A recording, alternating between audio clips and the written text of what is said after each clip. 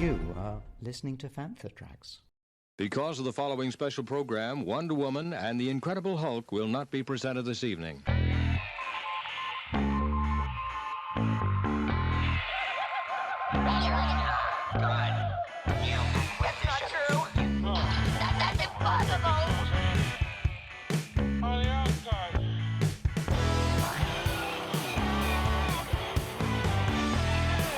It's time to get all your Star Wars news in a single file. This is Making Tracks. Here are your hosts, Mark Newbold and Mark Mulcaster. That's not true. That's impossible. Hello and welcome to a special edition episode of Making Tracks, brought to you by the fine folk over at fanfortracks.com. As regular listeners know, I'm a proud member of the Rebel Legion. Now, the Rebel Legion is a worldwide non-profit costume club whose primary goal is to help raise money for charities both locally and internationally. All the members, including myself, are volunteers, and we make, research and build highly screen-accurate costumes focused solely on the good guys of the Star Wars galaxy, ranging from everyone from Shatil Shan, right through to Han Solo, Luke Skywalker, Chewbacca, Obi-Wan Kenobi, Princess Leia and Rey, and every pilot, Jedi and senatorial member in between. These troops can range in size from a school summer fair, right up to Star Wars premiere or appearances at some of the world's largest Comic Cons. We, alongside the 501st and the Mando Mercs, Dark Empire and R2 Builders Club, bring the galaxy to life in a way which means that both Lucasfilm and Disney have come to rely on us to help support their marketing campaigns like May the 4th or a film release. So of course, with the world being what it is for the past year or so, trooping has proved really difficult for many of our Rebel bases. And so last year, members of the Rebel Legion came together to put on a streaming extravaganza they called Rebelthon, with all monies raised going towards UNICEF. This year, Rebelthon Strikes Back, and it's going to stream live on Facebook from Saturday, 21st of May. We caught up with Bill Holmes, who's the Rebel Legion's commanding officer, to find out more about this year's Rebelthon. 21st of May brings the return of Rebelthon. It's Rebelthon Strikes Back. There's a plethora of guests coming, but we've got a guest today, Bill Holmes from the Rebel Legion. Bill, welcome to the show. Thanks so much for having me again, and love you guys and everything you guys do with Fantha Tracks. You guys are amazing. And it's an honor to be here and representing the Rebel Legion and Rebelthon. Well, Rebelthon last year was a massive success. You raised, was it $11,000 for UNICEF? Yes, over 11,000. And, we still had donations coming. After we closed it off, it was the first time we tried it, and I want to say that our members and Echo Base were really influential in making that happen. Ruben said, "Hey, what if we did something like an old school telethon?" And I thought, "You mean like in the '70s? And we're gonna have acts?" And I said, "Well, what are we gonna do?" And I was like, "Well, can you juggle, Bill?" And I go, "Well, I guess I can juggle, And we kind of laughed about it, and then started working on getting guests and talent. And in the pandemic, a lot of people felt isolated and away from each other. And that was a very big thing. I think that was the thing. A lot of our members across all the Star Wars costume clubs, were put out of action. We couldn't go out and do the things we used to do on, a weekly basis, going out and visit kids, and adult fans. And when I say kids, I mean, we got kids all the way from 1 to 80. I mean, you have people that grew up with Star Wars. It has been part of our culture, since 1977. You have generations that are, and each generation's affiliated with their own specific, what is Star Wars? Whether it's the original trilogy where it was Mayan, or is it the extended universe that came after that wall between that and the prequels, then in the prequels, and then the sequels. And now we have a brand new universe with Disney and Disney Plus, with The Mandalorian. We got the Acolyte, the New Republic Rangers. I mean, there's a ton of stuff. Rogue Squadron. I mean, this is going to be some really, really new content and material, and that people are going to start identifying. For me, it'll always be the original trilogy. That's my, thing. But, I was 5 years old when I watched it. It was the first movie I ever saw in a movie theater. My dad took me, and it was like, I was blown away, and just watching it. And, for me, I was the kid that never stopped. I still am the adult that doesn't stop moving. And for me to sit in a seat for, that 2-hour time period and sit through everything was a monumental achievement, I thought. and that should say a testament to the movie makers.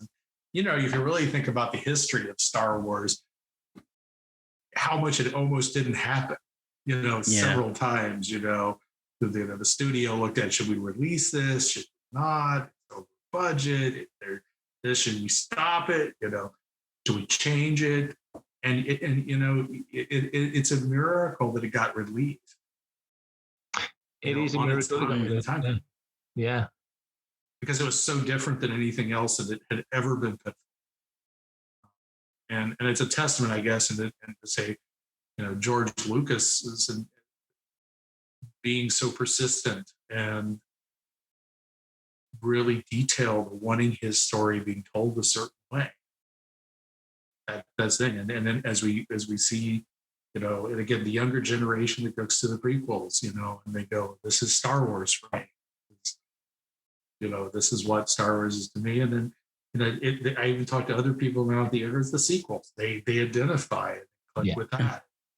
I love Star Wars, so it doesn't really matter what era, but I mean, it'll always be the original. That's fair enough. Let's blow this thing, kid, and go home.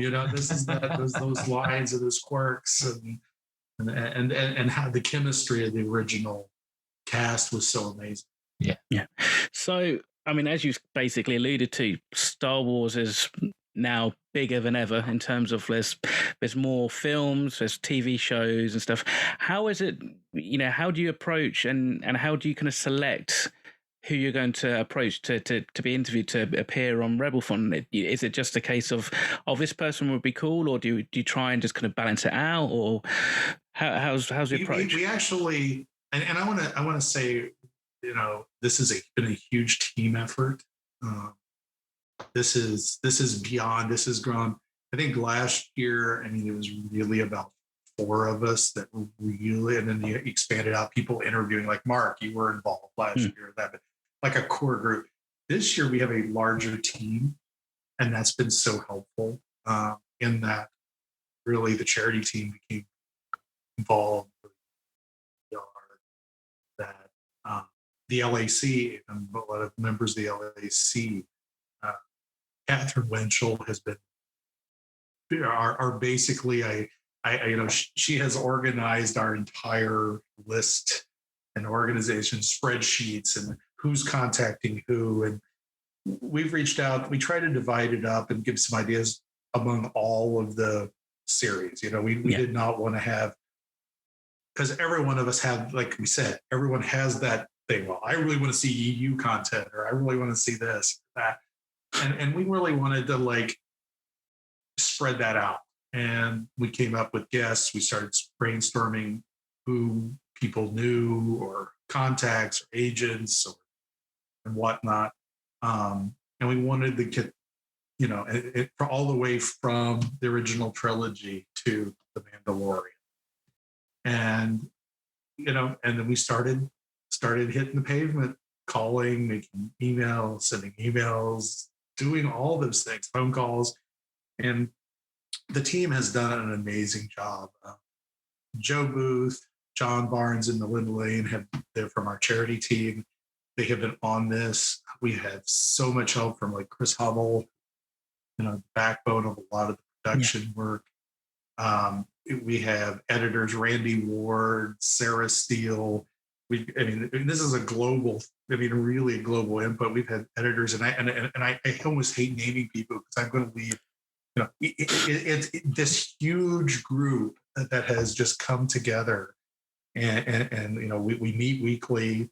We've been working on this for 3 months. Amber Sotelo, Michelle Waxman.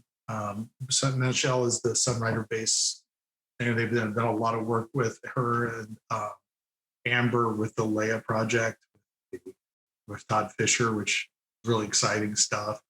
I can't wait for everyone to see the finished product with that. There's so many good things that are going on and involving membership and our passion for Star Wars.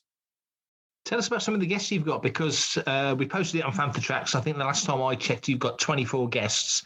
There's some great names in there. Some friends of the site that we know, but some people that a lot of people won't know. There's some names from sort of deep dives from Phantom Menace and some EU-related people. And Todd Fisher, which completely, I thought, what a great guest to get.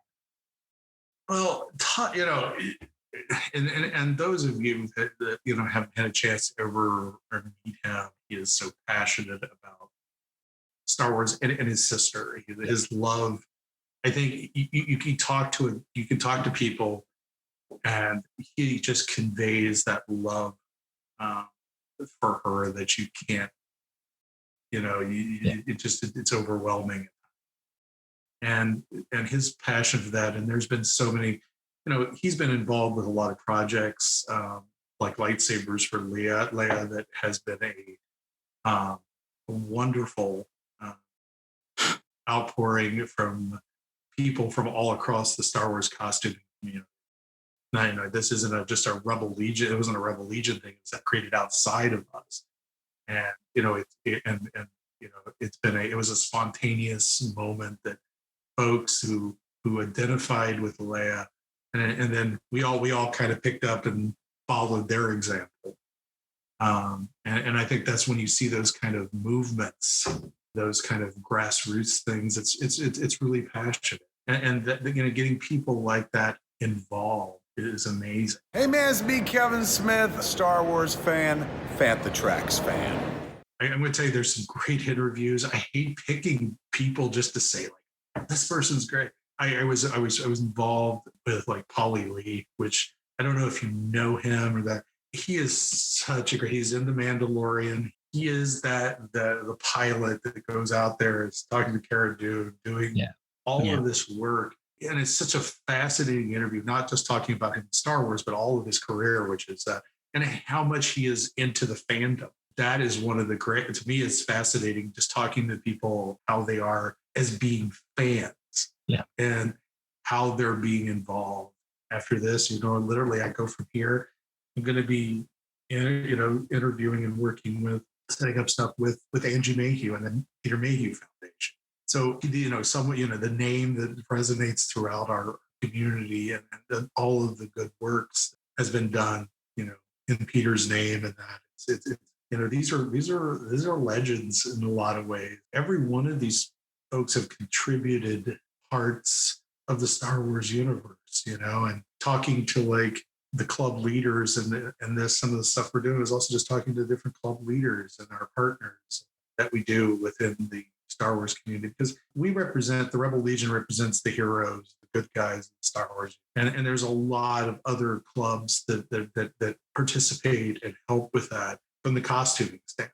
And they add that extra, they give a full experience when we're all partnered. Yeah. And I think that's the way to do it. I mean, Mark, back in the day when we did, Celebration 2016 in London at the Excel Center, that was tremendous experience watching our groups and our work together, not only watching it on another continent. It was amazing. The same passion that we have been here in the States and see it there. And wherever in the world we go, we literally see that continuation. It strikes me last year when you did the first Rebelthon, obviously we were all globally pretty much just going into lockdown or just gone into lockdown. All of this was starting, and it was a brave new world for these kind of events. In the intervening year, obviously, there's been other events. We've been involved in a couple, and there's been other things. People are a bit more savvy to it now. What did you learn from last year that you think you can bring into this year to make it an even better experience for viewers? Because I think you said it was 20-something hours last year, so that's a lot of content. Well, and I know you can talk over. Oh, yeah, no, that's the thing. I talked 20, that I got a break. James Garcia gave me a 4-hour break. That was it. I really want to thank Mr. Garcia for that last year. We went, I think we had like roughly, and I wish I had Ruben here and please send, and again, it's been very public, but Ruben has recently had open heart surgery. He's doing very well. And we miss his presence, even though meetings, he attended a meeting from his hospital bed. I just want to share that. This is kind of dedication that Ruben Palacio, just amazing character.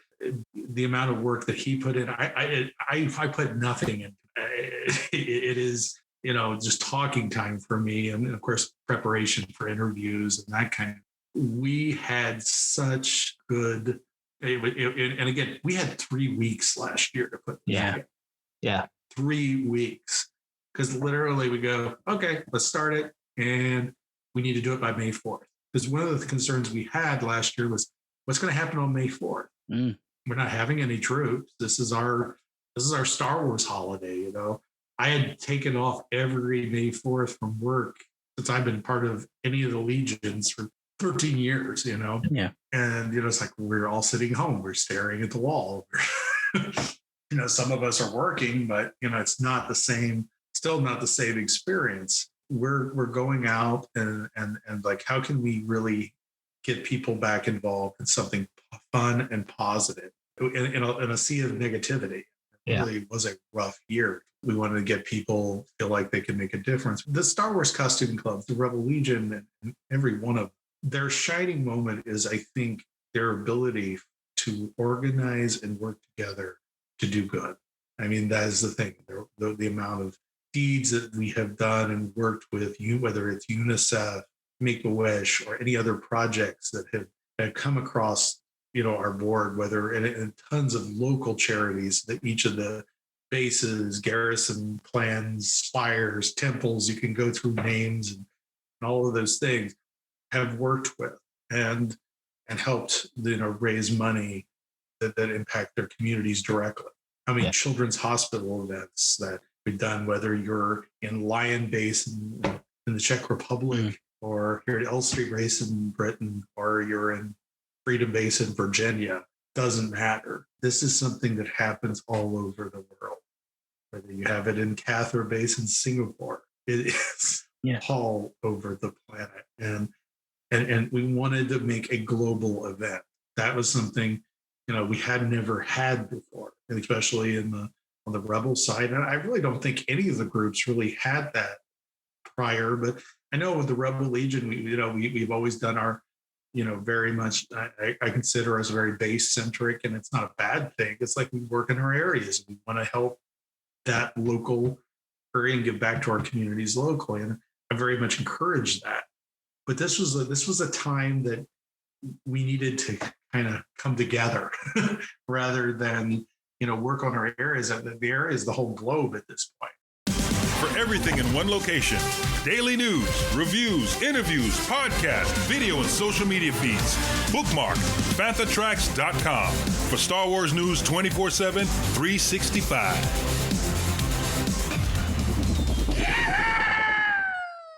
When I started as LCO 6 years ago, again, this has nothing to do with my leadership, but it's just the growth of Star Wars and everything else. We had 3,000 members, and now we're at almost 8,000 members. Wow! In 6 years, and and all the groups are going through these growth changes. I was just talking to the Saber Guild global director, and they said, I was like, they're approaching their 1,000 members, and they said, that has been a huge growth for them. Same way for the Dark Empire. Which are smaller groups, but still in the 501st, you're working with 18,000 members, 22,000 total. It's insane, and it's how many people are really involved in this, and it's not just a U.S. and Europe; it's all over the globe. And we have such a great community. We want to bring them in. Tie them together, and what happens in Elstree Base in Britain and the UK it affects what's happening in Sunrider Base, San Diego, or in wherever you go in the globe. And we want to get those guys together and really be the team. And that's what we really wanted to try to accomplish with Rebelthon. And I think we did that. Now, moving to this year, I think we're more organized. Starting at 3 weeks, we started 3 months out. Yeah. That helps, and I'm still recording interviews at the deadline. People are still recording things on the deadline. We're excited to have an interview that's going to occur, right before release and may even be live, depending on how we do it with a guest. And those are all going to be, but we've got so much, and we also have a little bit of street cred this year, going into this. We didn't know. I literally, the joke was when we started Rebelthon, it's like, what should we put a goal? And I go, well, no, because what if we only get $500? Yeah. Which we started out with, basically our command group and everybody put in some money. I think we were at 500 when we kicked off. And I said, what if we get $550? That's it. No one watches this. No one pays attention. You don't know, and you can think all you want of things, but if it doesn't come to fruition, it's like, okay. So, and I think it's kind of cheeky to say, well, we're going to go like, we're going to raise $10,000. Oh, no. Let's see what the world thinks of what we do. And, we were going in and it just kept climbing and climbing. We trying to put a cap on it, or a goal of 15,000 this year. We're hoping to do that. It's higher than we've done. And we want to keep that going with that thing. That's one of the things we're doing different, is actually putting the goal, because we actually know we have the ability. Now we got to, hopefully the generosity of our members and the general public are willing to help and assist with UNICEF and still in the COVID relief fund, and that's the same. We're working with the same folks. We want to really help, because things are getting hopefully better, but I mean, in other places in the world, as you can see in the news, it necessarily isn't. Yeah. The news out of India has still been very disturbing, and count that in other places. Well, people are still suffering, and even after the vaccination, because not everyone's getting vaccinated right away. Populations, for whatever reason, logistics, everything else. We still have a considerable threat in the new strains that exist out there. Does this feel like an event that perhaps will go ahead next year when we're back out at the conventions? We were talking about it before we started recording. All got hopes of getting to shows this year and getting some sort of normality, air quotes, normality. Do you think this could be a project at, the Rebelthon that carries on? Because the world has changed. We're talking on Zoom right now. It's a part of people's lives on a daily basis. Does it feel to you like this could be something that carries on? And that again is a change, because we didn't actually consider it necessarily annual last year. And now, we're looking at it as an annual event. Yeah. And yes, it may change. I mean, the world, given the things we are always going to have to react to what the world gives us. And thing. But I think this kind of event draws people no matter what time or place, because they can do this fellowship together wherever they are. And it doesn't require, again, please watch. It doesn't require a donation to watch. You're there.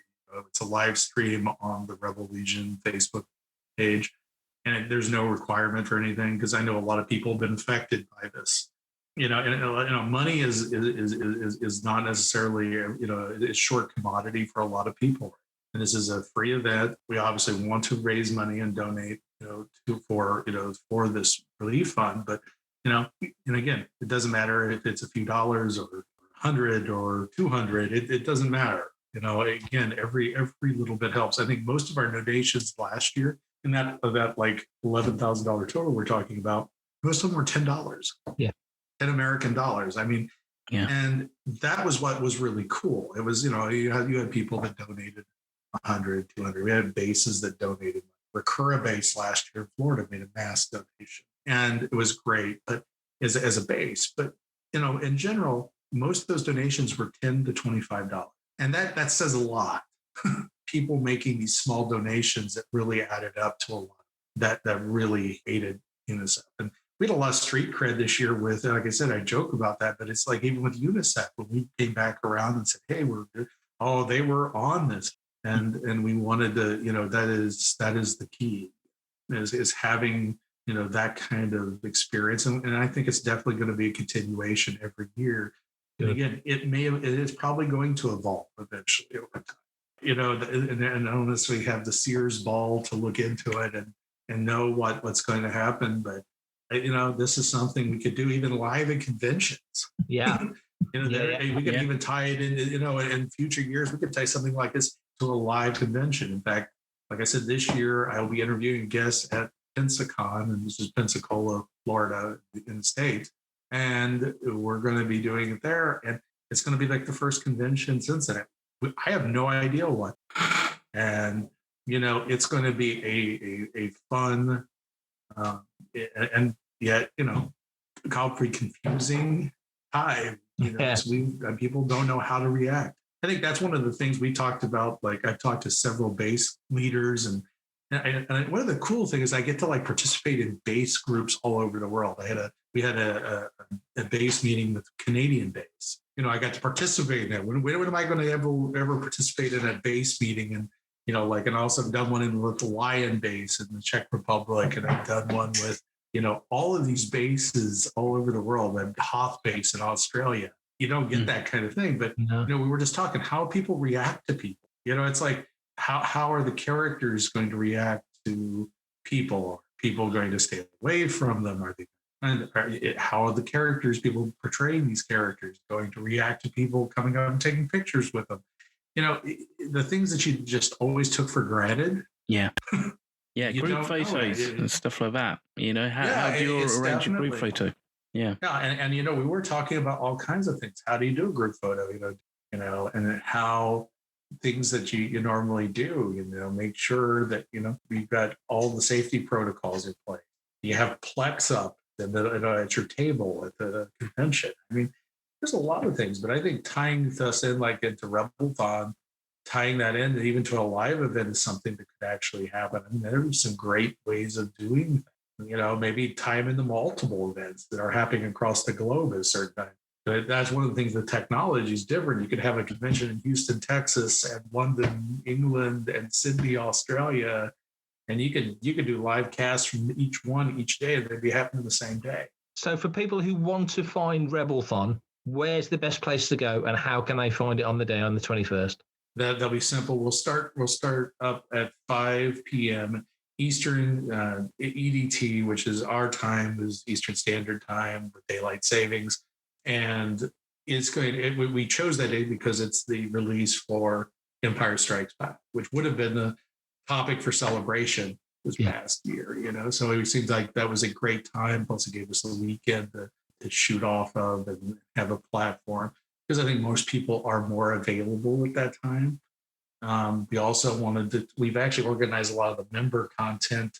Catherine, which has been really good, and she did Rebel Reads with us last year and organized that, trying to do member content based on the time zones. And we're trying our best. And again, it's not a perfect science, and it's someone, and please don't, anyone, we're doing our best to try to get it so you don't have to stay up till 3 a.m. to see your content, or whatever. We want the bases and all the groups that participate in that. But it's simple enough. Go to the Rebel Legion Facebook page. We'll be doing it live from there. It's the Rebel Legion.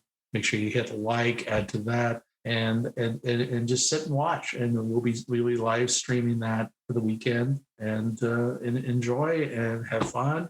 And if you have the ability, make a donation. If not, just come and hang out with us and enjoy Star Wars. Good luck with the show. We'll be covering it on Panther Tracks as always. And thanks for giving us your time, explaining what's going on. And fingers crossed we'll do this again next year, unless we see you at a convention before then, which hopefully we will. I would love that. It'd be great to see you guys back in the UK again and hang out. It's been more than a few years. Bill, we would love to do that. You are more than welcome to come and crash at mine whenever you want to come and do a UK convention, my friend. So it's all good. I'm counting on that. Honest, that would be a blast. And just how many. It's one of the cool things about the legions and the Star Wars costuming groups, because how many times I've crashed on someone's floor at a convention, or a couch or spare bed or whatever. Yeah, it's tremendous. It's just like you have instant friends and family that no matter where you go in the globe. And it's like, where else can you get someone to go like, hey, just come over to my house, crash, we'll put you up, and that's, you all know, to the costs of traveling and doing events and that. I mean, like, lodging is a huge one. It's honestly worse than the travel. unless you're going across transatlantic, and it's obviously been like domestic travel's a lot easier, and no matter where you are, and it's a great thing. So I'm looking forward. I really, really want to eventually attend Birmingham. That's on my bucket list to get and do. You guys do such a great job there. Well, next year. I didn't mean to choke you up there. Hello, you okay, Mark? Yeah, I'm fine. It there, mate. I was going to say, so next year is... Okay, dry your eyes now. Yeah, I was going to say, next year is Elstree Base's 20th anniversary, so you'll have to come over for that. See, I didn't bring a drink. Oh, I did bring a drink. I love that. Oh, well done. Oh, yes.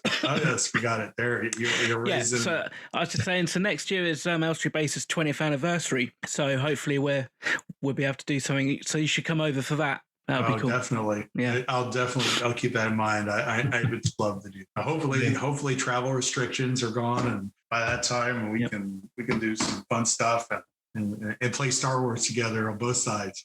Absolutely. Yeah, let's do it. Well, we won't hold you up anymore because I know Angie's waiting for you. So thanks for your time and all that. Awesome. No, thank you for your time. You guys are great. Thanks, Bill. And as always, may the Force be with you all. And with you. If you want to be a part of the action, stay updated on all the latest Star Wars news, visit panthertracks.com or check out the free Panther Tracks app through the App Store to follow us on your mobile device. Perfectly done.